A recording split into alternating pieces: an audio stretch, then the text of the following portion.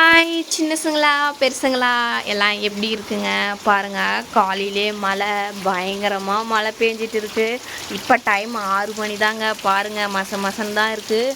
நான் வேறு பாருங்கள் அங்கே துணியை துவச்சி பாத்ரூமான வச்சுப்புட்டு வந்துட்டேங்க.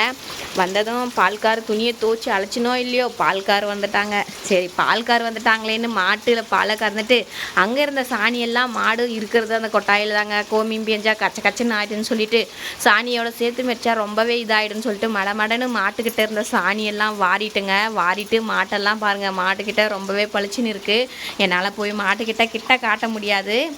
அதனால் நான் தூரத்துலேருந்து வீட்டில் நின்று தாங்க நான் காட்டிகிட்டு இருக்கேன். சரி வாங்க இன்றைக்கி எல்லாம் முடிஞ்ச அப்புறம் பால் கறந்து முடிஞ்சிட்டு வந்து சரி சாப்பாடு செய்யலாம். இன்றைக்கி ஸ்கூல் ஆச்சா அதனால் ஸ்கூலுங்க பசங்களுக்கெல்லாம் ஸ்கூலு. அதனால் சாப்பாடு செய்யலான்னு சொல்லிட்டு வீட்டில் இருந்த அழுக்கு சாமானத்தெல்லாம் எடுத்துகிட்டு வந்து வெளியே அங்கே பாருங்கள் அங்கே வச்சுட்டு இருக்கேன். மழை தண்ணியில் ஊறட்டும் அப்படின்னு சொல்லிட்டு வெளியே வச்சுட்டு வந்துட்டு பாருங்க பருப்புக்கு இவ்வளோ பெரிய குக்கராங்க பருப்புக்கு அப்படின்னு சொல்லி நீங்கள் கேட்கலாம். என்கிட்ட இருக்கிறது இந்த குக்கர் தாங்க. சின்ன குக்கர் 2ம் போயிடுச்சு.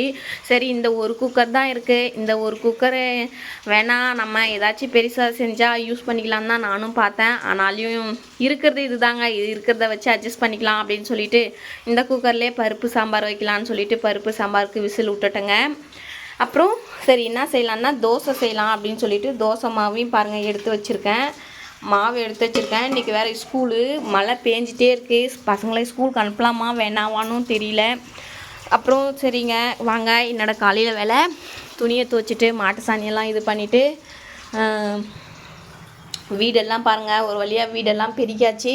இந்த தண்ணி அரிசி தண்ணி பருப்பு தண்ணி தோசை மாவு ஊற்றுறோங்க இல்லையா நம்ம வேஸ்ட்டாக இந்த மாதிரி தண்ணியெல்லாம் நான் எடுத்துன்னு போய் மாட்டுக்குள்ளியில் தாங்க ஊற்றுவேன். மழை பெஞ்சுனுக்கிறதுனால சரி இங்கேயே இருக்கட்டும் மழை பெஞ்சு விட்டால் மாட்டுக்கு ஊற்றிக்கலாம் அப்படின்னு சொல்லிட்டு வச்சுட்டு இருக்கேன்.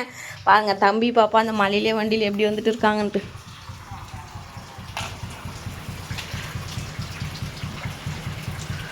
வந்துட்டாங்களாங்க பாருங்கள்.